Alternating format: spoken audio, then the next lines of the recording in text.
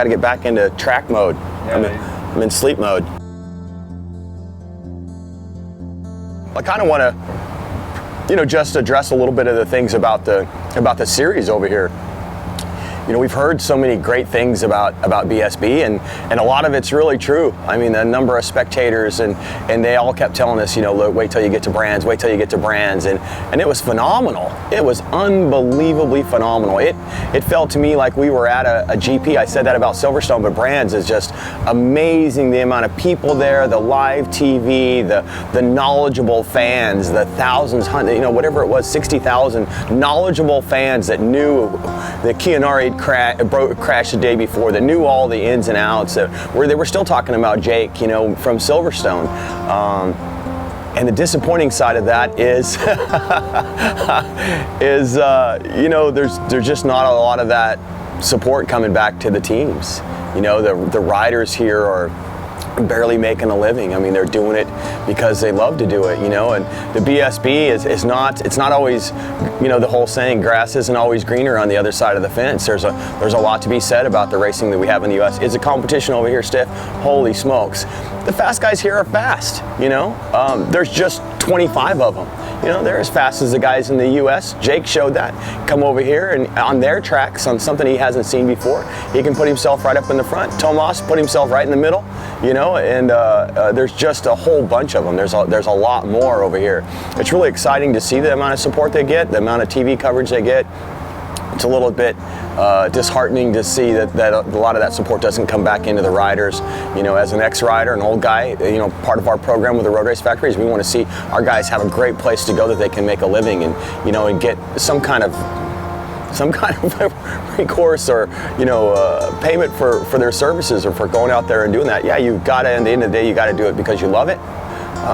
But it was a little bit disappointing to see that somebody's doing really good over here, and that somebody in motorcycle racing is doing a great job, and they're doing really good. I'm not sure. It's nice to see a lot of the teams have some pretty good support, and maybe more of the teams are taking care of their riders than it appears, but it doesn't appear that way.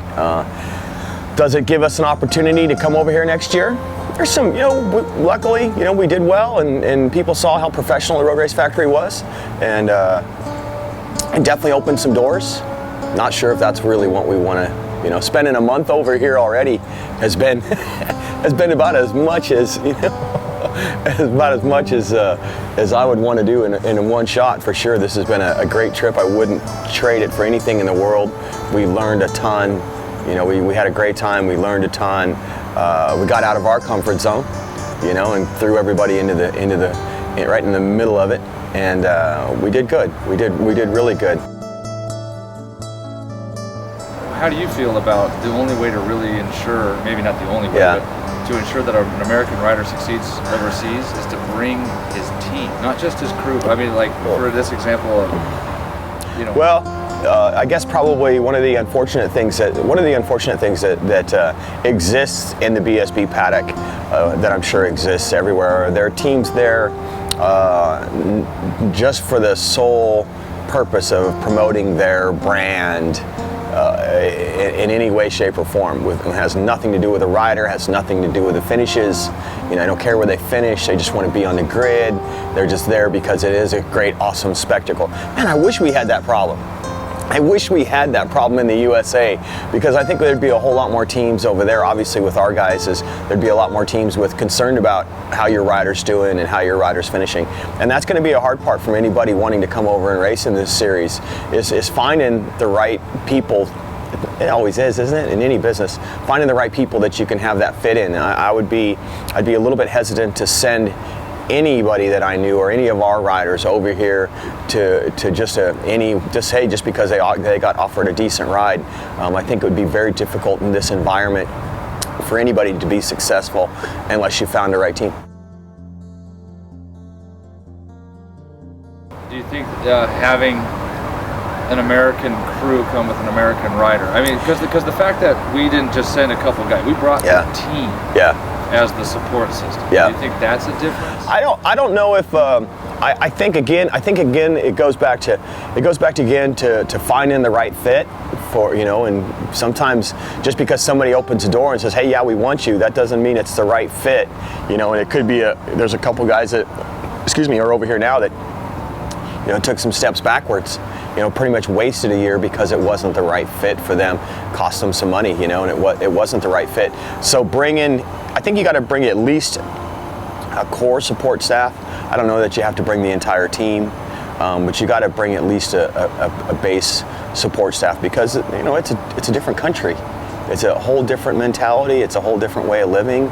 It's everything about it is it's starting to feel a little bit more like normal. But we've been here a month.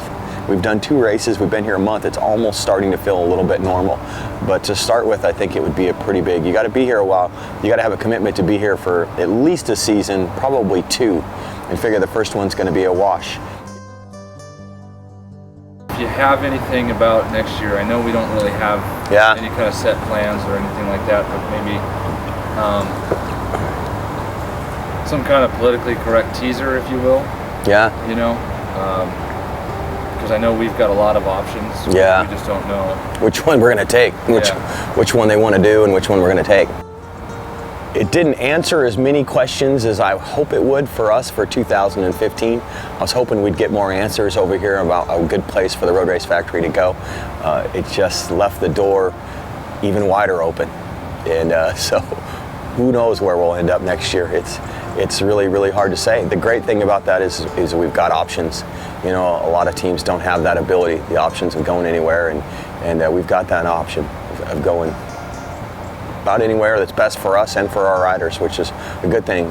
Could be in the American Championship. We're excited about that. Moto America, that's going to be a great thing. It's going to take a little bit to make that one happen, but it could be there. It could be here. It could be World Superbike. It could be European Superstock. The great thing is, like I said, we've got some options.